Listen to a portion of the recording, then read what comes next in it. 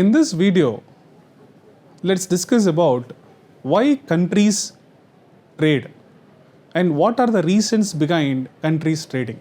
As you all know, import and export combination need to be properly handled because it's all based on the country's wealth and it's all based on the resources. So coming to the context called why countries trade. So I'm going to talk about three major components that enables the country for a global trade. The first component is specialization. What is specialization? Specialization is nothing but, say for example, country A and country B. So country A is planning to export something to country B and country B is planning to import the goods from country A. So what is specialization here? Specialization in the sense, assume that country A has more labor force, or we call it as labor intensive country. And country B is a capital intensive country. So they have more money, so they can pay. So in this category, if country A is all about labor intensive and country B is all about capital intensive. So here it doesn't mean that a capital intensive country cannot produce, but when compared to A country, B country cannot produce much more better than A country. So here what is specialization? So here specialization is, for A country labor is highly available compared to country B. So it can be the skilled labor force, or it can be a semi-skilled labor force like India. And some other examples like climatic conditions.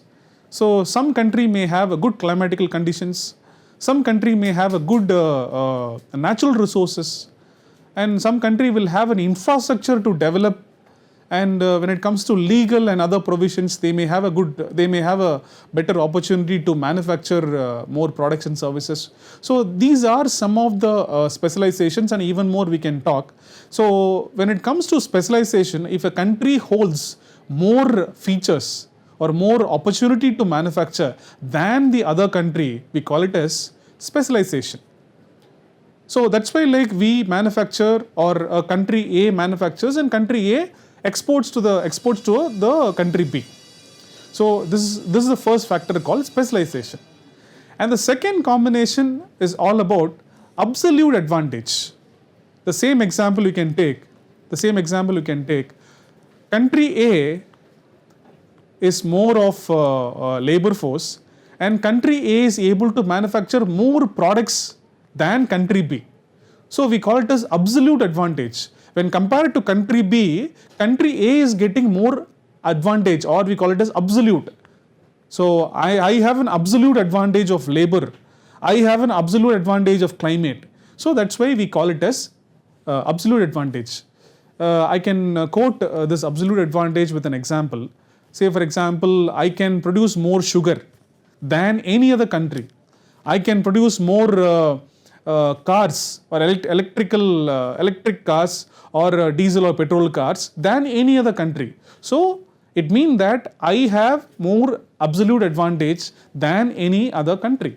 So this is our second component. The third component is called as comparative advantage. What is comparative advantage? Say for example, I can take country A and country B. So when you talk about the country A have more natural resources. So they can produce more coffee, and country B is not able to produce more coffee.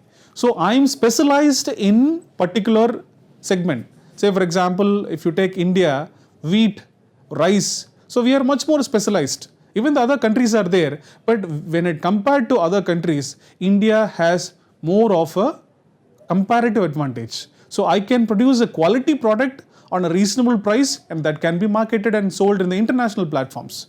So coming to this reasons behind why countries trade, so I would like to quote these combinations. The first combination is specialization, the second combination is absolute advantage, and the third combination is all about comparative advantage. Thank you.